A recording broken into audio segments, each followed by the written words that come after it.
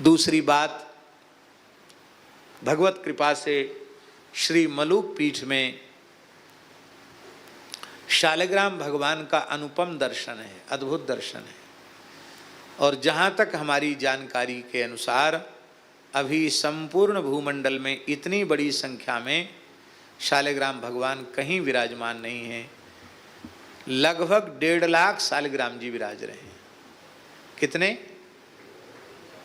1.5 लाख शालिग्राम जी। उनका नित्य अभिषेक, नित्य पूजन होता है। पिछली वर्ष कार्तिक मास में 5.25 करोड़ तुलसी सहस्रनामावली से अर्पित की गई थी। और ये शालिग्राम जी कैसे आए? यद्यपि सभा में बोलने वाली सब बातें नहीं होती हैं, लेकिन पूज्य गुरुदेव की सन्निधि में ये बात हुई थी, इसलिए मैं आपको बता रहा हूँ। पूज्य महाराज जी, भक्तमाली जी मलुक पीठ में ही विराज रहे थे।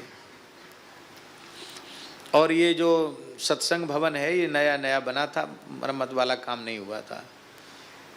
महाराज जी उद्घाटन करके गए थे सत्संग भवन का। मलुक पीठ वाला जो सत्संग भवन है, महाराज जी अपनी वाणी से कुछ प्रवचन करके, तब वो प्रवचन आज भी कहीं सुरक्षित होगा। तो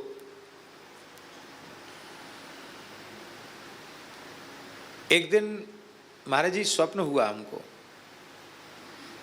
कि बहुत शालिग्राम जी आए, महात्मा लाला कर शालिग्राम जी विराजमान कर रहे हैं, और पूरा हॉल, पूरा जगमोहन सब शालिग्राम जी से भर गया।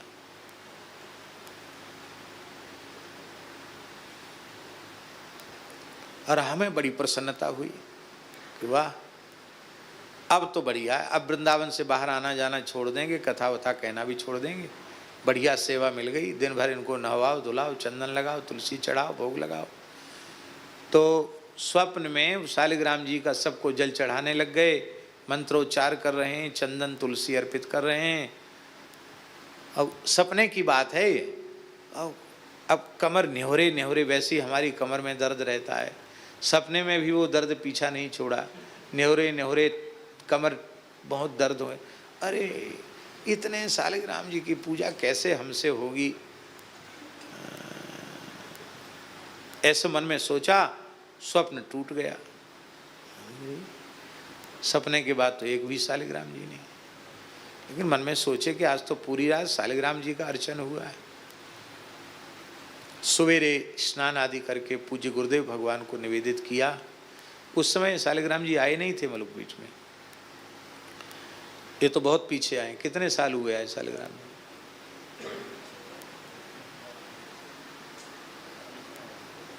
4-5 साल पहले आए, तारीख मुझे याद नहीं। ये महाराज जी का शताब्दी महोत्सव मनाया गया, उसके पहले आ गए थे। तो हमने महाराज जी को निवेदन किया, महाराज जी आज तो ऐसा विचित्र स्वप्न हुआ। महाराज जी बोले, बहुत बड़ी संख्या में शालिग्राम भगवान मलुक पीठ आने वाले हैं, और उनके दर्शन और सेवा का सौभाग्य सबको मिलने वाला है।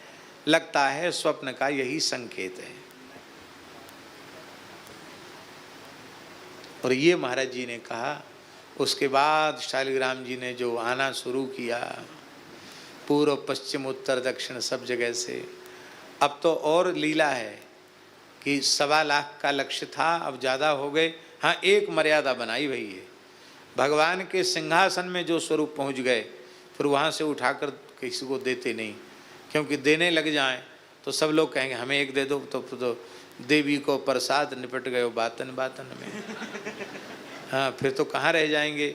और जिस मर्यादा से सेवा पूजा हो रही है, नित्य सहस्रार्चन हो रहा है, नित्य ठाकुर जी को भोग आरती आदि हो रहा है, वैसा दूसरी जगह कम संभव है।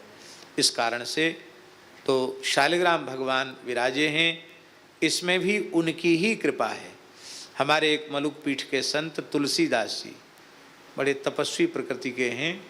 लगता है उनका जन्म ही शालिग्राम जी लाने के लिए जैसे हुआ था। वो शालिग्राम क्षेत्र के ही महात्मा महाराज 10-10, 15-15 दिन तक दामोदर कुंड में रहे, जहाँ ऑक्सीजन का बहुत कमी है ऑक्सीजन की। 10-10, 12-12 दिन तो उतनी भयंकर ठंड में रहे। वहाँ से भी शालिग्राम जी लेके आए, बड़े दुर्लभ स्वरूप लेकर के आए। तो आज भगवान की कृपा से विराजमान हैं।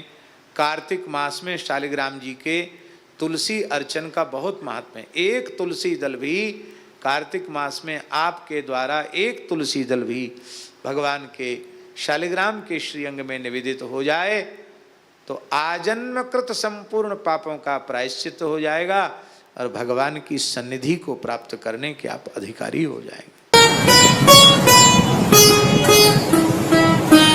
श्री सीताराम प्रतिदिन सत्संग एवं दर्शन के लिए श्री महाराज जी के ऑफिशियल चैनल को जरूर सब्सक्राइब करें।